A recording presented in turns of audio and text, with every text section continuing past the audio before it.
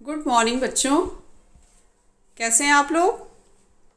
उम्मीद करती हूँ कि आप सभी स्वस्थ होंगे और अपनी पढ़ाई पर ध्यान दे रहे होंगे।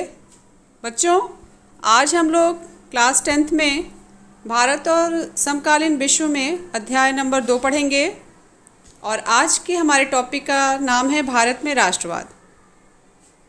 आइए बच्चों, हम उसकी चर्चा करते हैं। बच्चों, आइए अब हम अपनी शुरुआत करते हैं।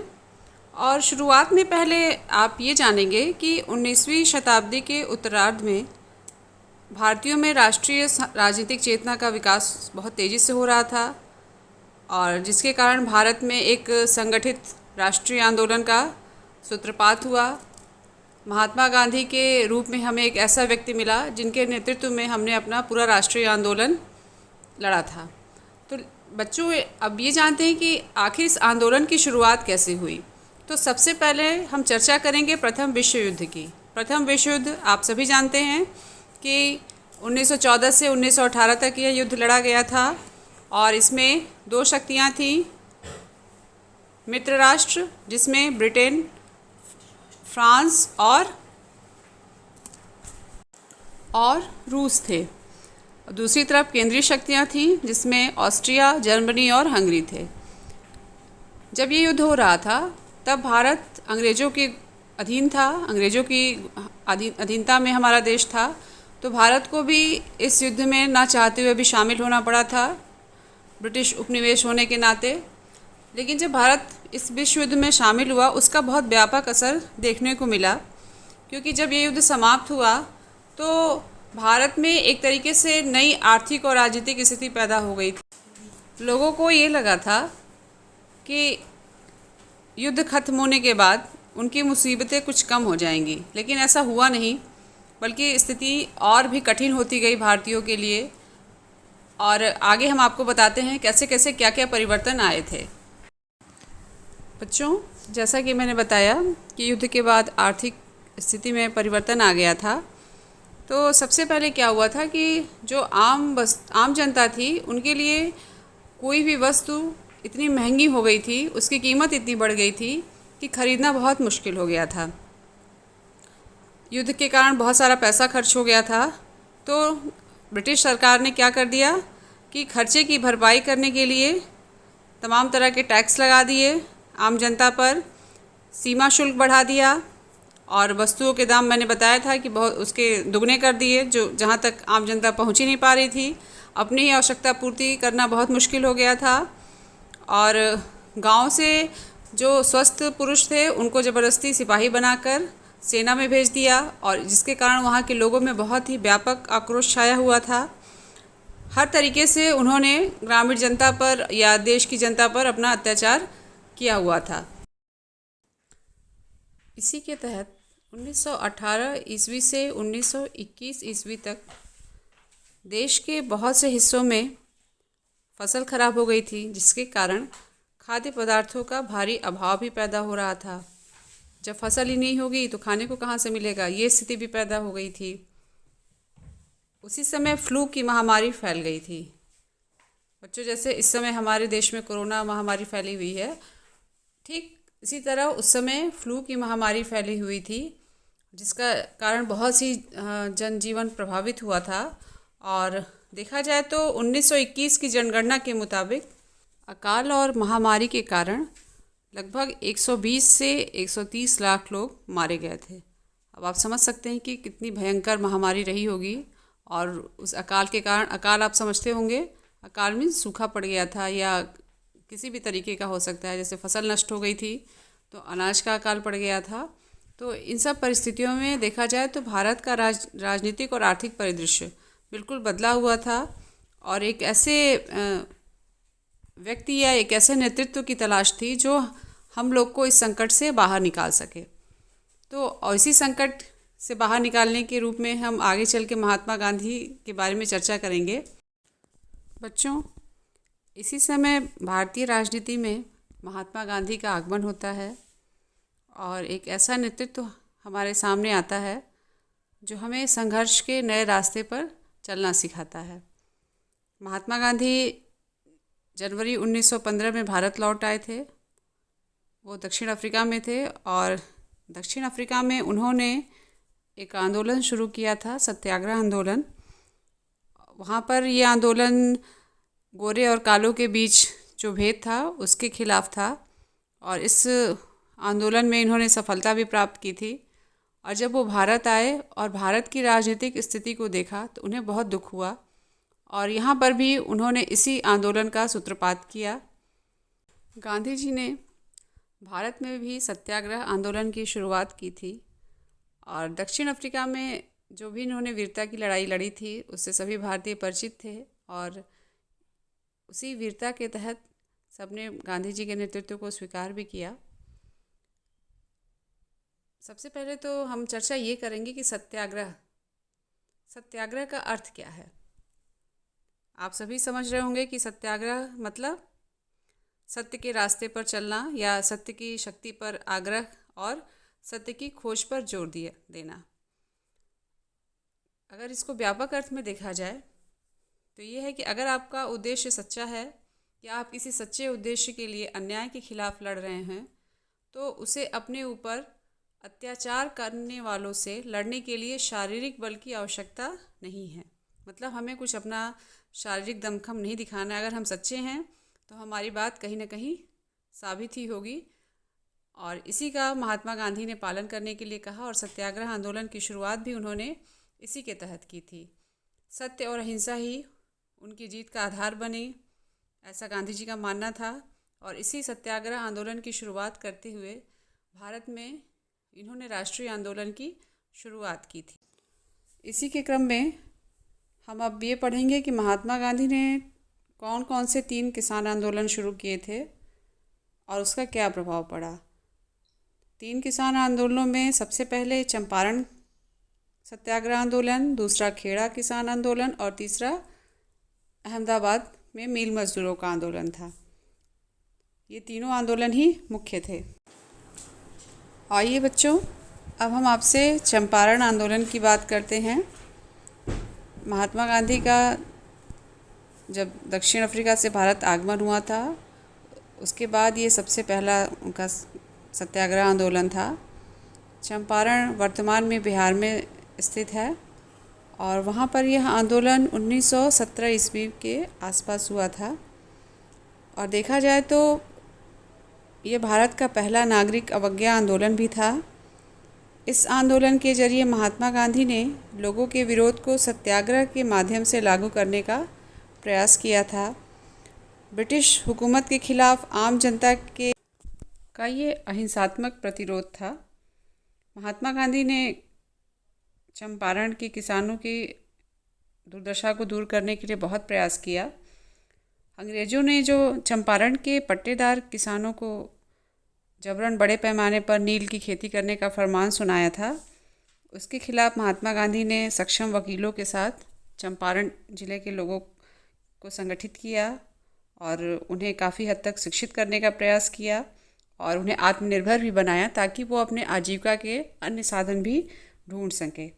इस तरह देखा जाए तो यह आंदोलन न केवल ब्रिटिश हुकूमत द्वारा नील की खेती के फरमान को रद्द करने में सफल साबित हुआ, बल्कि महात्मा गांधी के सत्याग्रह वाले असरदार तरीके के साथ भारत के पहले ऐतिहासिक नागरिक अवज्ञा आंदोलन के तौर पर भी बहुत सफल साबित हुआ। ये महात्मा गांधी का भारत में पहला किसान आंदोलन था। अगला हमारा आंदोलन है खेड़ा आंदोलन। दूसरा किसान आंदोलन खेड़ा में 1918 ईस्वी में हुआ था। खेड़ा वर्तमान में गुजरात राज्य में है।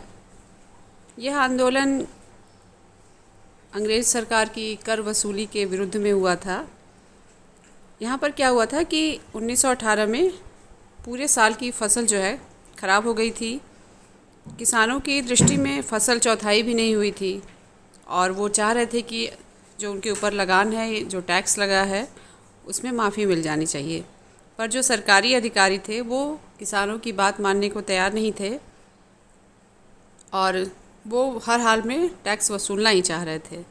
जब किसानों ने देखा कि सरकारी अधिकारी हमारी बात नहीं सुन रहे हैं तो वो महात्मा गांधी की बात मानकर सत्याग्रह आंदोलन के लिए तैयार हो गए।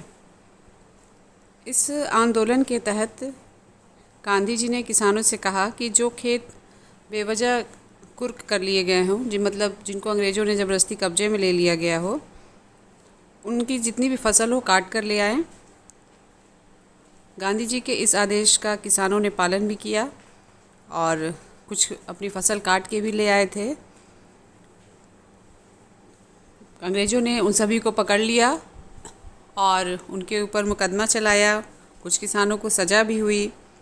धीरे धीरे यह आंदोलन सक्रिय होता चला गया और देखा जाए तो सरकार को आगे चलकर अपनी भूल का एहसास हुआ और उन्होंने कर माफ़ी की योजना को स्वीकार कर लिया। इस तरह से महात्मा गांधी का यह खेड़ा आंदोलन भी पूरी तरह सफल हुआ।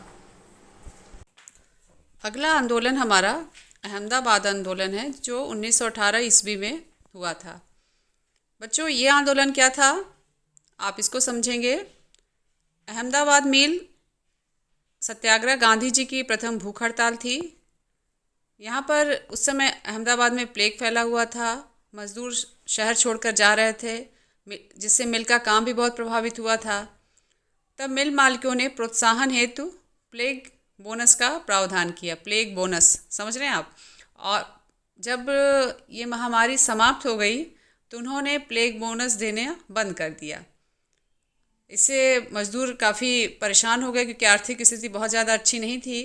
तो मज़दूर जो है फिर से बोनस की मांग कर रहे थे, और लेकिन अंग्रेज़ अधिकारी मज़दूरों की बात सुनने को तैयार नहीं थे। फिर से महात्मा गांधी ने मज़दूरों की बात यहाँ सुनी और उन्हें 50% बोनस की जगह 35% बोनस की मांग करने के लिए कहा। और इस आंदोलन में उन्होंने जो सूती मिल के मज़दूर थे उसका साथ दिया और भूख हड़ताल शुरू की। और धीरे धीरे गांधी जी की भूख हड़ताल का असर साफ साफ दिखने लगा और मिल मालिकों ने और अंग्रेज़ अधिकारियों ने फैसला किया कि जो 35% बोनस की बात कही है मज़दूरों ने, उस बात को माना जाए। और गांधी जी का यह आंदोलन भी पूरी तरह सफल हुआ। बच्चों, अगला टॉपिक है हमारा रॉलेट एक्ट। ये 8 मार्च 1919 ईस्वी को लागू किया गया था। इसे भारत में काला कानून के नाम से भी जाना गया। और संभवतः यह एक्ट जो है भारत के जो क्रांतिकारी थे उनके प्रभाव को समाप्त करने और राष्ट्रीय भावना को कुचलने के लिए ब्रिटिश सरकार ने पारित किया था। ये एक्ट क्या था, आइए हम उसकी चर्चा करते हैं। इस एक्ट में ब्रिटिश सरकार को यह एक अधिकार मिल गया था कि वो किसी भी व्यक्ति को जिनके ऊपर उन्हें शक हो उन्हें गिरफ्तार करे और उस पर मुकदमा चलाए। या कहीं कहीं तो ऐसे भी उदाहरण थे कि बिना मुकदमा चलाए ही उन्हें जेल में डाल दिया जाता था। और एक तरीके से इस एक्ट का दुरुपयोग ज़्यादा हो रहा था, जिसका भारतीयों ने बहुत विरोध भी किया था। इस एक्ट को बिना अपील, बिना वकील तथा बिना दलील का कानून भी कहा गया। गांधी जी ने इस कानून का बहुत तेज़ी से विरोध किया और ऐसा माना जाता है कि महात्मा गांधी द्वारा किया गया यह राष्ट्रीय मंच पर प्रथम आंदोलन था। इस आंदोलन के लिए महात्मा गांधी ने एक योजना बनाई। 6 अप्रैल 1919 ईस्वी को सत्य और अहिंसा द्वारा सत्याग्रह के द्वारा हड़ताल करने की योजना बनी। और इसी योजना को सफल करने के लिए देश के कई भागों में लोगों ने व्रत भी किया, उपवास किया। बच्चों, इस हड़ताल का व्यापक प्रभाव हुआ। अलग अलग शहरों में रैली, जुलूस निकाले जाने लगे। कितने ही मज़दूर थे वो हड़ताल पर चले गए। दुकानें बंद हो गईं। रेलवे व टेलीग्राफ जैसी संचार सुविधाएं भंग हो रही थीं। और इन सुविधाओं के भंग होने से अंग्रेज़ों के मन में धीरे धीरे भय प्रवेश कर रहा था। और अमृतसर में बहुत सारे स्थानीय नेताओं को भी गिरफ्तार कर लिया गया।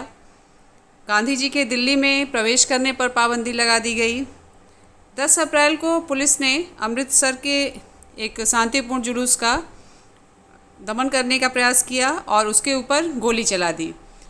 गोली चलने की खबर जो है पूरे अमृतसर में फैल गई और अमृतसर क्या पूरे देश में जनमानस ने इसका विरोध किया और धीरे धीरे जनता के मन में अंग्रेज़ों के शासन के विरुद्ध उग्र भावना बढ़ती चली जा रही थी। अधिकारियों की गोली वाली घटना से जनता में इतना आक्रोश फैल गया कि पूरे देश में मार्शल लॉ लागू कर दिया गया। मार्शल लॉ क्या होता है बच्चों? ये किसी भी देश में सरकार द्वारा घोषित एक ऐसी न्याय व्यवस्था है जिसमें सैन्य बलों को एक क्षेत्र शासन और नियंत्रण करने का अधिकार दिया जाता है। मतलब एक तरीके से पूरा सैनिक छावनी के रूप में तब्दील हो जाता है और ज़रूरी नहीं है कि ये पूरे देश में लागू हो। देश के किसी भी एक कोने में या एक हिस्से में लागू किया जा सकता है। और उस समय भारत में अमृतसर में मार्शल लॉ लागू कर दिया गया था और सारे एक तरह से देखा जाए तो इसे सैनिक कानून भी कहा गया था और अमृतसर में ये व्यवस्था लागू हो गई थी। और इसी के तहत जो है महात्मा गांधी पूरे देश में प्रसिद्ध होते जा रहे थे दिन प्रतिदिन और ये अंग्रेज़ों के लिए चिंता का विषय भी होता जा रहा था। इसी अव्यवस्था के बीच जनरल डायर ने अमृतसर की कमान संभाली थी और उसके बाद किस तरह से परिस्थितियों में परिवर्तन आया ये अभी हम आगे पढ़ेंगे। बच्चों, अगली घटना है जलियांवाला बाग हत्याकांड। यह घटना 13 अप्रैल 1919 ईस्वी में हुई थी और देखा जाए तो ये घटना भारतीय इतिहास में सबसे अनूठी थी और इसका सबसे ज़्यादा असर पूरे देश में देखने को मिला, जिसका परिणाम स्वरूप राष्ट्रीय आंदोलन को और तीव्रता मिली। बच्चों, इस मानचित्र को देखिए। ये पंजाब राज्य का मानचित्र है जहाँ पर अमृतसर है और अमृतसर में ही जलियांवाला बाग था। मानचित्र देखेंगे तो मैंने उसमें एक रेड कलर का डॉट लगाया है। ये जलियांवाला बाग को इंगित करता है और ये घटना उस समय की सबसे विचित्र घटना थी। बच्चों, बैसाखी के दिन 13 अप्रैल 1919 को जलियांवाला बाग में एक सभा का आयोजन हुआ था जिसमें कुछ नेता भाषण देने वाले थे।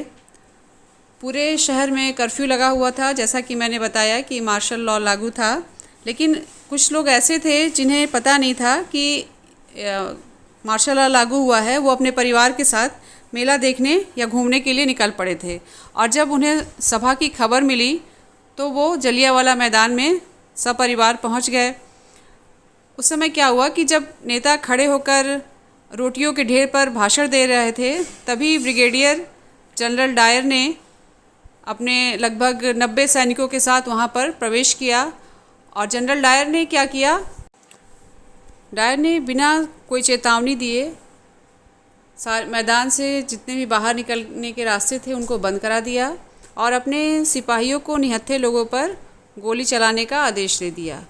सिपाहियों ने भी अंधाधुंध गोलियां चलाई। क्योंकि छोटी सी जगह थी और आने जाने का एक ही रास्ता था, जनरल डायर ने उसे भी बंद करवा दिया। लोग अपनी जान बचाने के लिए इधर से उधर भागने लगे। कुछ लोग अपनी जान बचाने के लिए उसी मैदान में एक कुआं बना हुआ है, अभी मैं उसकी पिक्चर आपको दिखाऊंगी, उसी कुएं में कूद गए। उन्हें लगा कि कुएं में कूद के हम अपनी जान बचा सकते हैं, लेकिन अचानक से एक व्यक्ति के कूदने के साथ देखा जाए तो उसमें कई लोग कूदने लगे और एक के ऊपर एक कूदने से आपस में ही दबकर कई लोगों की जान चली गई थी। और इस अंधाधुंध गोली हत्याकांड में अनेकों लोग मारे गए, सैकड़ों लोग मारे गए। जब जनरल डायर से इसके बारे में पूछताछ की गई तो उसने ये कहा कि मैंने इसे दहशत और विस्मय पैदा करने का ये प्रयास किया था ताकि लोगों में दहशत हो और वो अंग्रेज़ों के खिलाफ अपने आंदोलन को वापस ले लें। बच्चों, इस इमेज को देखिए। ये वही कुआं है जो जलियांवाले बाग में स्थित है और आज भी ये कुआं है और इसी कुएं में कूदकर सैकड़ों लोगों ने सिर्फ अपनी जान बचाने के चक्कर में अपनी जान दे दी थी। बच्चों, ये चित्र जलियांवाला बाग स्मारक है और ये स्मारक जलियांवाला बाग हत्याकांड के संबंध में ही बनवाया गया है, उसी की याद में बनवाया गया है। इस कांड का क्या प्रभाव पड़ा भारतीय राजनीति में, आइए हम उसकी चर्चा करते हैं। जैसे ही जलियांवाला बाग की खबर फैली, उत्तर भारत के बहुत सारे शहरों में हड़ताल होने लगी, लोग सड़कों पर उतरने लगे, लोग पुलिस से मोर्चा लेने लगे, सरकारी इमारतों पर भी हमले होने लगे थे और सरकार ने इन कार्रवाइयों को कुचलने का प्रयास भी किया था और तरह तरीके से उन लोगों ने आम जनता को अपमानित और आतंकित करना भी चाहा था। इसके लिए वो क्या करते थे, वो सत्याग्रहियों को ज़मीन पर नाक रगड़ने के लिए सड़क पर घिसट कर चलने और सारे जितने भी उनके ऑफिसर्स थे, जो साहब थे, उनको सलाम करने के लिए मजबूर किए गए थे। कहीं कहीं पर तो लोगों को कोड़े भी मारे गए। और पंजाब में ही एक गांव है गुजरांवाला, उस पर बम बरसाए गए। ये सब देख के महात्मा गांधी बिल्कुल बहुत दुखी हो गए और उन्होंने अत्यधिक हिंसा फैलने के कारण रॉलेट एक्ट के विरुद्ध अपना आंदोलन स्थगित करने का निश्चय लिया। इस घटना के विरोध में रविन्द्रनाथ टैगोर ने अपनी नाइटहुड की उपाधि को भी वापस कर दिया। पूरा भारत एक अलग तरह के आक्रोश से भरा हुआ था और महात्मा गांधी को ये समझ में आ गया था कि रॉलेट एक्ट से भी हमें बड़ा जनाधार वाला आंदोलन खड़ा करना है, तभी हम अपने राष्ट्रीयता या अपने राष्ट्रवाद को बढ़ावा दे सकते हैं। अगला टॉपिक है हमारा खिलाफत आंदोलन, मार्च 1919 ईस्वी। यह आंदोलन हिंदुओं और मुस्लिमों को एक साथ मिलाकर किए जाने का विचार था महात्मा गांधी का, और महात्मा गांधी को लगा कि अगर हिंदू और मुस्लिम मिल गए तो एक बहुत बड़ा जनाधार खड़ा हो सकता है और हमारे राष्ट्रीय आंदोलन को सफलता मिल सकती है। अब हम जानेंगे कि खिलाफत आंदोलन क्या है। बच्चों, प्रथम विश्व युद्ध के बाद टर्की में यह अफवाह फैल गई थी कि ब्रिटेन टर्की के ऊपर एक सख्त शांति संधि थोपने का प्रयास कर रहा है, और इसके समर्थन में भारत के मुस्लिम नेताओं ने ब्रिटेन को अपनी तुर्की नीति को बदलने के लिए मजबूर भी किया और टर्की को पूरा सपोर्ट भी किया। इसके परिणाम स्वरूप क्या हुआ कि जो खलीफा थे और जो भारत के मुसलमान नेता थे, उन्होंने 1919 में बम्बई में एक खिलाफत समिति का गठन किया। मुस्लिम नेताओं ने अपने इस आंदोलन को सफल बनाने के लिए महात्मा गांधी का सहयोग लेने के लिए प्रयास करना शुरू कर दिया। इन मुस्लिम नेताओं में मोहम्मद अली और शौकत अली का नाम प्रसिद्ध है। जैसा कि मैंने बताया कि गांधी जी ने इसे हिंदू और मुस्लिमों को एक दूसरे के नज़दीक लाने का अवसर समझा था, और सितंबर 1920 में कांग्रेस के कलकत्ता अधिवेशन में महात्मा गांधी ने इस खिलाफत आंदोलन के सहयोग के लिए दूसरे नेताओं को भी तैयार कर लिया। महात्मा गांधी ने इस आंदोलन को सफल बनाने के लिए कुछ रणनीति भी तैयार की, और स्वराज प्राप्ति के लिए महात्मा गांधी ने असहयोग आंदोलन प्रारंभ करने का विचार बनाया था, जिसका जितने भी नेताओं ने समर्थन किया। अब हम पढ़ेंगे कि ये असहयोग आंदोलन क्या था। असहयोग आंदोलन 1 अगस्त 1920 को प्रारंभ हुआ था। बच्चों, जैसा कि नाम से ही आप समझ रहे हैं, असहयोग का मतलब सहयोग न करना। महात्मा गांधी ने इस आंदोलन के विषय में कहा था अपनी पुस्तक हिंद स्वराज में कि भारत में ब्रिटिश शासन भारतीयों के सहयोग से ही स्थापित हुआ था और यह शासन इसी के सहयोग से चल रहा है। अगर भारत के लोग अपना सहयोग वापस ले लें तो साल भर के भीतर ब्रिटिश शासन ढह जाएगा और स्वराज की स्थापना हो जाएगी। इसी विचार को आगे बढ़ाने के लिए महात्मा गांधी ने अपनी कुछ रणनीति बनाई थी, और उसी रणनीति के तहत उन्होंने इस आंदोलन की शुरुआत की। इस आंदोलन का प्रस्ताव कांग्रेस के नागपुर अधिवेशन में पारित हो गया।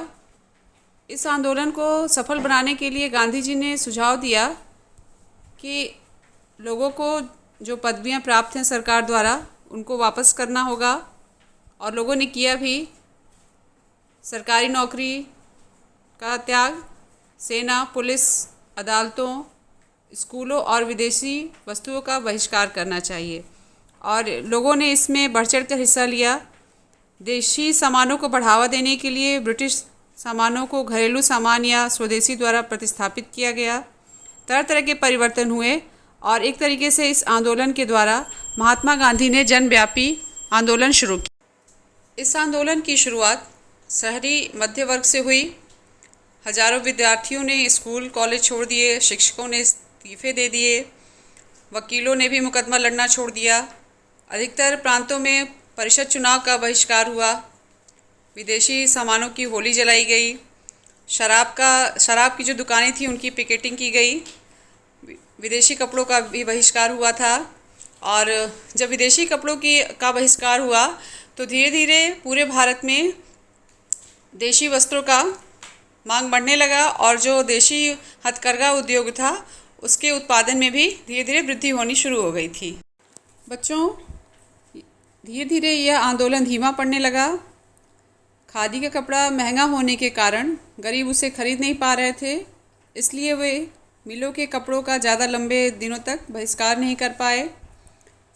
ब्रिटिश संस्थानों के बहिष्कार से समस्या पैदा हो गई।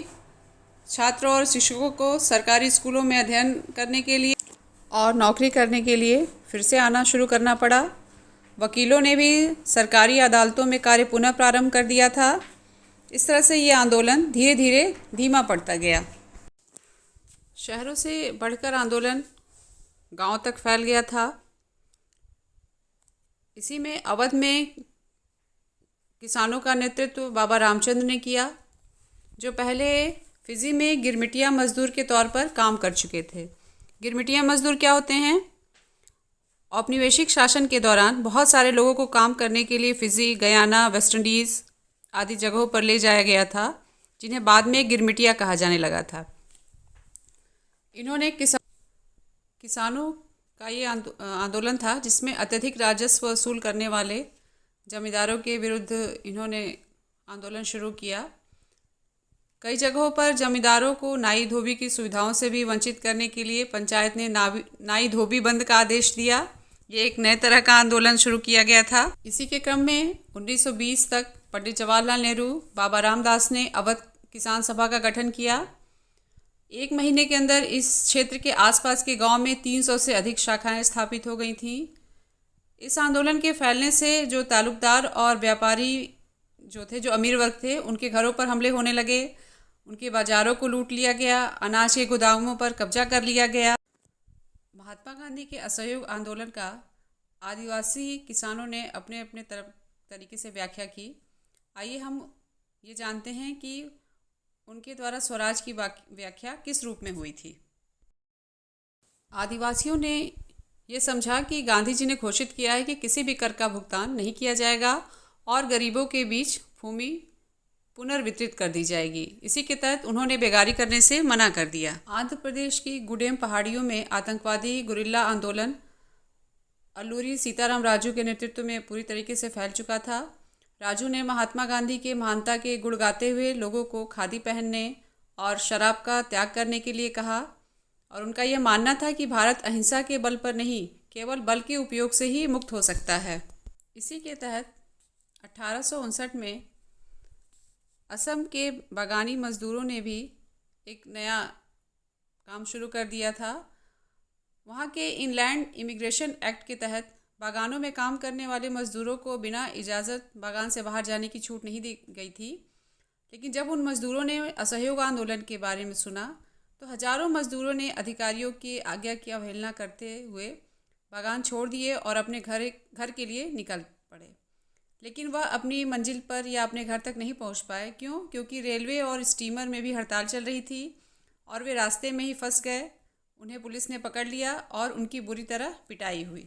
इसी समय आगे एक महत्वपूर्ण घटना हुई जिसे हम चौरी चौरा के नाम से जानते हैं। यह घटना 4 फरवरी 1922 ईस्वी को उत्तर प्रदेश के गोरखपुर जिले में हुई थी। 4 फरवरी को लोगों ने आक्रोश में आकर ब्रिटिश सरकार की पुलिस चौकी पर आग लगा दी थी।